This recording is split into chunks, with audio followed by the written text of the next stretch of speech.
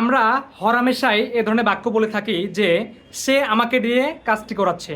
তো কেউ কাউকে দিয়ে কোনো কিছু করিয়ে নিচ্ছে এমনটি বোঝাতে, কেউ কাউকে দিয়ে কোনো কিছু করিয়ে নিচ্ছে এমনটি বোঝাতে প্রেজেন্ট কন্টিনিউয়াস টেন্সে যে গঠনটি হয় সেটি হলো ভাইয়া subject plus am is are plus making, subject plus am is are plus making plus person কিংবা প্রোনাউন, পার্সন কিংবা pronoun, subject plus am is are plus making plus person কিংবা pronoun plus main verb plus extension ব্যবহৃত হয়। তাহলে কেউ কাউকে দিয়ে কোনো কিছু করিয়ে নিচ্ছে, কেউ কাউকে দিয়ে কোনো কিছু করিয়ে নিচ্ছে এমনটি বোঝাতে যে স্ট্রাকচারটি ফলো করা হয় সেটি হলো subject plus am is are plus making plus person কিংবা প্রোনাউন, পার্সন কিংবা প্রোনাউনের পরে মূল ভার্বে প্রেজেন্ট ফর্ম ব্যবহৃত হবে। ওকে, মূল ভার্ব প্লাস এক্সটেনশন ব্যবহৃত হয়। যেমন দেখো তুমি, আমি বলছি সে আমাকে দিয়ে কাজটি করাচ্ছে, সে আমাকে দিয়ে কাজটি করাচ্ছে, কে করাচ্ছে? সে করাচ্ছে, তাহলে হচ্ছে হি। এবার হি এর সাথে কি বসবে? হি এর সাথে ইজ বসবে, হি ইজ। এবার নিয়ম অনুযায়ী কি বসবে ভাইয়া? নিয়ম অনুযায়ী মেকিং বসবে। সে আমাকে দিয়ে কাজটি করেছে, কাকে দিয়ে ভাইয়া? আমাকে দিয়ে। এই দেখো আমাকে দিয়ে, তাহলে আমাকে জন্য কি ব্যবহৃত হবে? মি। Is making me. কি করাচ্ছে ভাইয়া?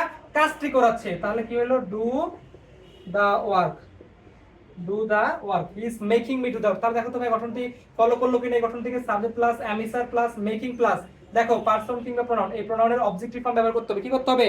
যদি কোনো প্রোনাউন চলে আসে, মেকিং এর পর যদি প্রোনাউন চলে আসে, অবভিয়াসলি প্রোনাউনের অবজেক্টিভ ফর্ম ব্যবহার করতে হবে। ওকে, যার কারণে আই থেকে মি করা হয়েছে, মি। এরপর কি করতে হবে? মেইন ভার্বটাকে লিখতে হবে, সেটাকে প্রেজেন্ট ফর্ম। দেখো মেইন ভার্বের প্রেজেন্ট ফর্ম আমরা ডু রেখেছি। ওকে, তাহলে মি ডু দা ওয়ার্ক, কাজটি। এবার দেখো 2 নম্বরে, তারা আমাকে দিয়ে কাজটি বন্ধ করাচ্ছে, এরকম হয় না ভাইয়া? তারা আমাকে দিয়ে কাজটি বন্ধ করাচ্ছে, তাহলে হচ্ছে কি তারা করাচ্ছে, তারা করাচ্ছে, তাহলে দেওয়ার পর আমরা হচ্ছে আর ইউজ করব। নিয়ম অনুযায়ী কি নিব? নিয়ম অনুযায়ী মেকিং নিব। তারা আমাকে দিয়ে, কাকে দিয়ে? আমাকে দিয়ে, তাহলে দে আর মেকিং মি। এবার দেখো তো ভাইয়া বন্ধ করাচ্ছে, বন্ধ করাচ্ছে, তাহলে বন্ধের জন্য কি হবে? স্টপ হবে। They are making me stop, কি করাচ্ছে? কাজটি বন্ধ করাচ্ছে। They are making me stop the work, they are making me stop the work. এবার দেখো ভাইয়া, সে আমাকে দিয়ে একটি বই আনাচ্ছে, কি করছে?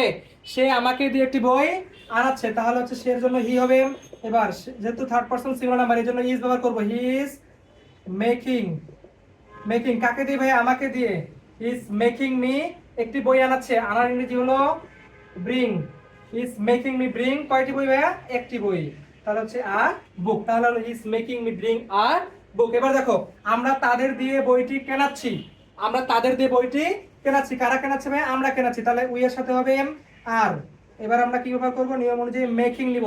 এবার তাদেরকে দিয়ে অর্থাৎ you, we are making, sorry তাদেরকে হচ্ছে তোমার দে থেকে দেম ব্যবহার করতে হবে। Okay, we are making them, we are making them. দেখো বইটি কেনাচ্ছি, কেনাচ্ছি, কেনার ইংরেজি হচ্ছে বাই। এবার বলছে যেহেতু বইটি, তার মানে হচ্ছে বাই দা বুক। তাহলে দেখো তো ভাইয়া, we are making them by the book, সেটা হচ্ছে আমরা তাদের দিয়ে বইটি কেনাচ্ছে। তাহলে যদি যদি তোমাদের সামনে এই ধরনের বাক্য চলে আসে যে কেউ কাউকে দিয়ে কোনো কিছু করিয়ে নিচ্ছে, কেউ কাউকে দিয়ে কোনো কিছু করিয়ে নিচ্ছে এমনটি বোঝায় প্রেজেন্ট কন্টিনিউয়াস টেন্সে, তাহলে গঠনটি হবে subject plus am is are plus making plus person কিংবা প্রোনাউন প্লাস মূল ভার্ব প্লাস এক্সটেনশন অনুযায়ী তোমাদেরকে করতে হবে। এই ধরনের বাক্য যেহেতু আমরা হরহামেশাই বলে থাকি, এই জন্য তোমাদের জন্য মূলত এই স্ট্রাকচারটি দেওয়া।